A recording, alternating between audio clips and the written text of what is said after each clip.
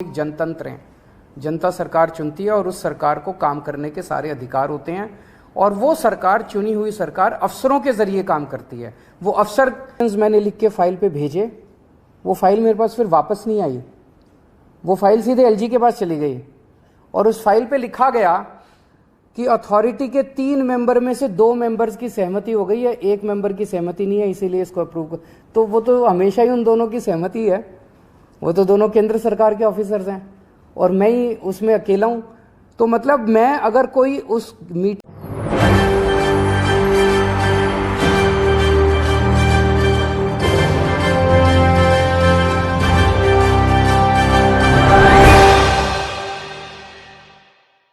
नमस्कार, SPN9 news देख रहे हैं आप। आपके साथ मैं हूं मानसी जायसवाल। मोदी सरकार द्वारा लाए गए अध्यादेश के खिलाफ अरविंद केजरीवाल तमाम विपक्षी पार्टियों को एकजुट करने की कोशिश कर रहे हैं और तमाम विपक्षी पार्टियों का साथ उनको मिलता हुआ भी नजर आ रहा है। जिस तरीके से कॉन्फिडेंस के साथ यहाँ पर अरविंद केजरीवाल ये कहते हुए नजर आ रहे हैं कि मोदी सरकार का अध्यादेश किसी भी हालत में जो है पास नहीं हो पाएगा संसद में, ये बात वो कहते हुए नजर आ रहे हैं क्योंकि तमाम विपक्षी पार्टियां इस वक्त उनका साथ देती हुई नजर आ रही हैं। लेकिन सवाल ये उठ रहा है कि आखिरकार सुप्रीम कोर्ट के फैसले को भी मोदी सरकार कैसे चुनौती दे सकती है। आखिरकार सुप्रीम कोर्ट से भी क्या सर्वोपरि खुद को मोदी सरकार मानती? क्या प्रधानमंत्री नरेंद्र मोदी के लिए सुप्रीम कोर्ट का फैसला भी कोई मायने नहीं रखता? ये सवाल लगातार बना हुआ है। अरविंद केजरीवाल ने 11 तारीख को महारैली की थी दिल्ली में और महारैली के दौरान उनको कपिल सिब्बल का भी साथ मिला था। तमाम वरिष्ठ नेता आम आदमी पार्टी के वहां पर मौजूद थे। इसके अलावा तमाम विपक्षी पार्टियों के नेता को भी न्योता दिया गया था और तमाम जो साथ है वो अरविंद केजरीवाल को मिलता हुआ नजर आ रहा है विपक्षी पार्टियों का। तो यहाँ पर एक तरीके से जो रैली की गई वहां पर ताकत दिखाते हुए, अपना शक्ति प्रदर्शन दिखाते हुए अरविंद केजरीवाल ने ये दिखाने की कोशिश की कि मोदी सरकार के द्वारा लाया गया अध्यादेश किसी भी हालत में संसद में पारित नहीं हो पाएगा। इसके अलावा 2024 के लोकसभा चुनाव को भी साधने की कोशिश उनकी तरफ से की जा रही थी। अभी अपनी प्रेस कॉन्फ्रेंस में क्या कुछ अरविंद केजरीवाल कहते हुए नजर आ रहे हैं, सुनिए। आज national capital civil services authority की पहली मीटिंग हुई, लेकिन यह निर्णय पहला नहीं था, मैं थोड़ा सा उस पर एक्सप्लेन करूंगा। पहली मीटिंग हुई, ये पूरा का पूरा जो ऑर्डिनेंस है, पहले हमें समझना पड़ेगा इस ऑर्डिनेंस के जरिए केंद्र सरकार ने किस तरह से शातिर तरीके से दिल्ली में 3 बार चुनाव हारने के बाद दिल्ली सरकार के ऊपर कब्जा करने की कोशिश की है। उन्होंने कई ऐसे प्रोविजंस इसके अंदर लिखे हैं अध्यादेश के अंदर, जिसके जरिए मंत्री और मुख्यमंत्री, जो चुनी हुई सरकार है, जो चुनी हुई कैबिनेट है, उसके ऊपर हर जगह इन्होंने एक अफसर को बिठा दिया। अब डिपार्टमेंट्स में मंत्री की नहीं चलेगी, अफसर की चलेगी। अफसर को मंत्री का बॉस बना दिया। कैबिनेट के अंदर कैबिनेट की नहीं चलेगी, चीफ सेक्रेटरी की और एलजी की चलेगी, उसके ऊपर उन्होंने चीफ सेक्रेटरी को बिठा दिया। एक ये कहने को एक अथॉरिटी बना दी, अथॉरिटी के अंदर 2 अफसर केंद्र सरकार के होंगे और एक मुख्यमंत्री होगा, तो इसके अंदर मुख्यमंत्री के ऊपर 2 अफसरों को बिठा दिया। तो हर जगह इन्होंने अफसरशाही को सारा कंट्रोल दे दिया और अफसरशाही केंद्र सरकार कंट्रोल करेगी। अफसरों के ऊपर केंद्र सरकार का कंट्रोल होगा, सर्विसेज के जरिए और विजिलेंस के जरिए। तो एक तरह से केंद्र सरकार दिल्ली सरकार को अफसरों के जरिए चलाना चाहती है। हमारा देश एक जनतंत्र है, भारत एक जनतंत्र है और संविधान, भारत का संविधान की मूल आत्मा यही है कि हम एक जनतंत्र हैं।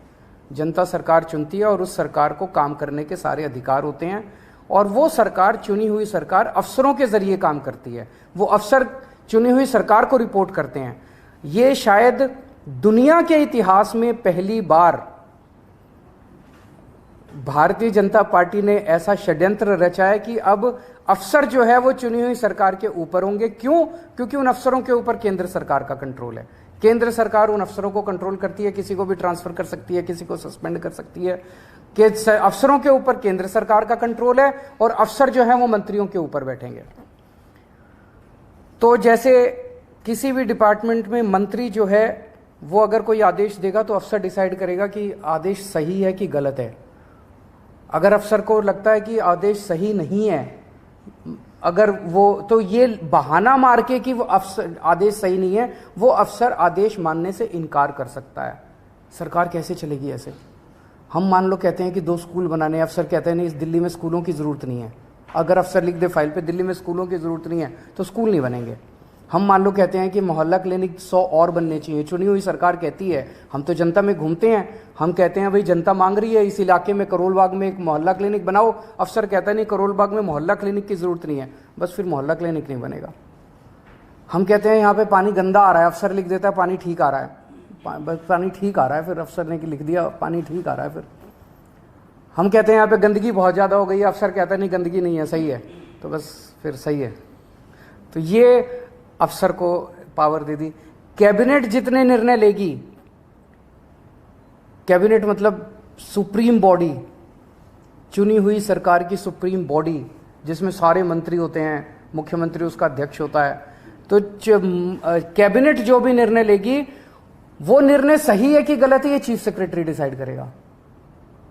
तो चीफ सेक्रेटरी डिसाइड करेगा कैबिनेट ने निर्णय सही लिया कि गलत लिया, और फिर वो एलजी को रिकमेंड करेगा, एलजी उस पे कैबिनेट के किसी भी निर्णय को पलट सकता है। ये तो संविधान में भी नहीं दे रखा कि एलजी किसी भी निर्णय को पलट सकता है, इन्होंने नया एक संविधान बदल दिया। और ये अथॉरिटी बनाई है कि अथॉरिटी के अंदर मुख्यमंत्री बैठेगा, मुख्यमंत्री के सर पे 2 अफसर बैठेंगे। तो ये एक बहुत बड़ा षड्यंत्र है। अथॉरिटी की जो मीटिंग है, अथॉरिटी कितना फ्यूटाइल एक्सरसाइज है इससे आप समझ सकते हो। ये पहली मीटिंग हुई, इसके पहले एक फाइल आई मेरे पास 15 दिन पहले, लास्ट वीक ऑफ मई में।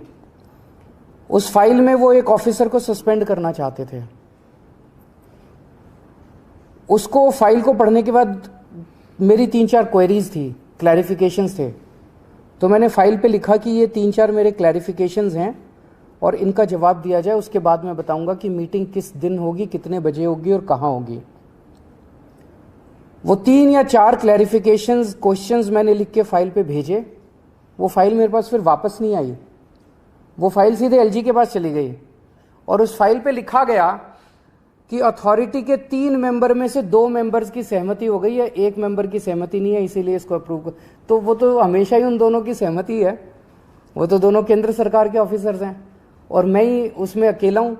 तो मतलब मैं अगर कोई उस मीटिंग के अंदर क्वेरी भी करता हूं, क्लैरिफिकेशन भी मांगता हूं, तो मेरी क्लैरिफिकेशन के जवाब भी देने की जरूरत नहीं है। तो वो एलजी साहब के पास उन्होंने फाइल भेजी, एलजी साहब ने लिख दिया कि ऑफिसर को सस्पेंड कर दिया जाए, ऑफिसर को सस्पेंड कर दिया गया। मेरे पास ना ऊपर जाते टाइम फाइल आई ना नीचे जाते टाइम फाइल आई, मेरे पास तो जब फाइल आई मैंने उस पर क्वेरी रेज की और क्वेरी के बिना जवाब दिए उन्होंने एलजी से अप्रूवल। फिर अथॉरिटी की जरूरत क्या यार? तो ये दिखाता ये सारी चीजें हम सुप्रीम कोर्ट लेके जाएंगे और हमें पूरी उम्मीद है, सुप्रीम कोर्ट से भी उम्मीद है और सारी पार्टियों से भी उम्मीद है कि अगर सुप्रीम कोर्ट में भी मिलेगी, राहत मिलेगी, और अगर राज्यसभा में संसद में बिल आता है तो उसको जीतने नहीं देंगे। आज एक मुद्दा था जिसमें एक ऑफिसर के ऊपर कुछ डिसिप्लिनरी प्रोसीडिंग्स थी, उसने ये फॉरेंसिक लैब में कुछ गड़बड़ की थी, उस पे वो ब्लैक एंड व्हाइट मुद्दा था, उसमें तीनों की सहमति थी कि इसको सस्पेंड कर, इसके खिलाफ डिसिप्लिनरी प्रोसीडिंग शुरू की जाए। यानी आप ये कहना चाह रहे हैं कि अथॉरिटी की बैठक से पहले ही ये निर्णय ले लिया जाता है और आपको सिर्फ जानकारी भी नहीं दी जाती? पिछली वाली जो मीटिंग थी उसमें मैंने जैसे बताया, मेरे पास फाइल आई कि इस अफसर को सस्पेंड किया जाए। मैंने कहा कि इसको क्यों सस्पेंड किया जाए, इसके लिए 3 क्लैरिफिकेशन मैंने मांगी। वो 3 क्लैरिफिकेशन का जवाब देना चाहिए था कि ये कारण है। वो 3 क्लैरिफिकेशंस के जवाब देने की बजाय उन्होंने फाइल सीधे एलजी को भेज दी कि अथॉरिटी के 3 सदस्यों में से 2 सदस्य तैयार हैं, वो दोनों तो उनके अफसर हैं अपने ही, उन दोनों ने साइन कर दिए, मुख्यमंत्री की इनको जरूरत ही नहीं है। जनतंत्र गया, जनतंत्र की ऐसी तैसी। सर आपने लॉ एंड ऑर्डर को लेकर भी एलजी को चिट्ठी लिखी है। पूरे दिल्ली के अंदर पहली बार हो रहा है जो इतने बड़े संडे का दिन था ना, शायद संडे को 4 मर्डर एक साथ दिल्ली के अंदर हुए। पूरे मैं लोगों से मिलता रहता हूँ, दिल्ली के लोगों के मन में दहशत है और मैंने एलजी साहब को लिखा है कि कुछ करें, एलजी साहब भी करें, अमित शाह जी भी करें, दोनों मिलकर दिल्ली के लॉ एंड ऑर्डर को सुधारें। जैसे दिल्ली में हमने एजुकेशन ठीक कर दी, हमारे पास जो जो क्षेत्र थे उनमें से कई क्षेत्र ठीक कर दिए। अगर आज लॉ एंड ऑर्डर, हम पंजाब में हमारे पास लॉ एंड ऑर्डर पहली बार आया। शुरू में आपने देखा कितनी दिक्कत हुई, क्योंकि वो पुरानी सरकारों ने कितना गंद मचा रखा था।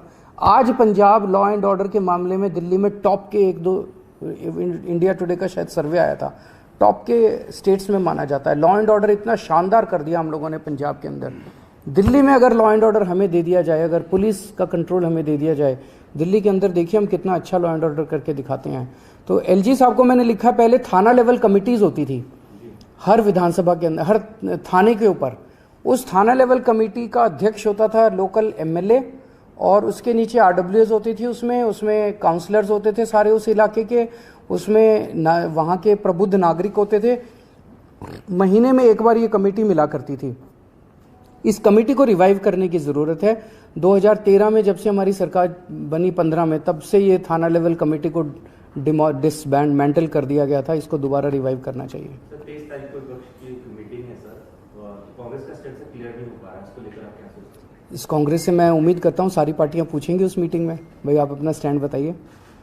और मैं समझता हूँ कि सबसे पहला उस मीटिंग का सबसे पहला एजेंडा होगा अध्यादेश, कि दिल्ली के अंदर जनतंत्र को ख़त्म करने के लिए, और मैं वहाँ सारी पार्टियों को समझाऊंगा, टेक्निकली भी कॉन्स्टिट्यूशन लेके जाऊंगा, मैं संविधान लेके जाऊंगा, कि आप ये ना समझें कि ये दिल्ली आधा राज्य है इसलिए दिल्ली के बारे में ये अध्यादेश आया है। ये अध्यादेश तमिलनाडु में भी आ सकता है, ये अध्यादेश महाराष्ट्र में भी आ सकता है, वेस्ट बंगाल में भी आ सकता है, पंजाब में भी आ सकता है। कंकरेंट लिस्ट की जितने सब्जेक्ट्स हैं, केंद्र सरकार अगर इसी तरह का अध्यादेश लाती है तो फुल स्टेट्स के अंदर भी कंकरेंट लिस्ट के सब्जेक्ट्स को वो ख़त्म कर सकती है। इलेक्ट्रिसिटी हो गया, एजुकेशन हो गया, कई सारे सब्जेक्ट्स हैं कंकरेंट लिस्ट के अंदर, जिनको इस किस्म का अध्यादेश लाके फुल स्टेट्स के अंदर ख़त्म किया जा सकता है। Thank you. तो सुना आपने किस तरीके से अरविंद केजरीवाल यहाँ पर मोदी सरकार के द्वारा लाए गए अध्यादेश के खिलाफ मोर्चा खोले हुए हैं और किसी भी हाल में संसद में उसे पारित नहीं होने देना चाहते हैं। आप इस पूरे मामले पर क्या सोचते हैं, हमें कमेंट करके जरूर बताएं। देश और दुनिया की तमाम बड़ी खबरों के लिए देखते रहिए SPN9।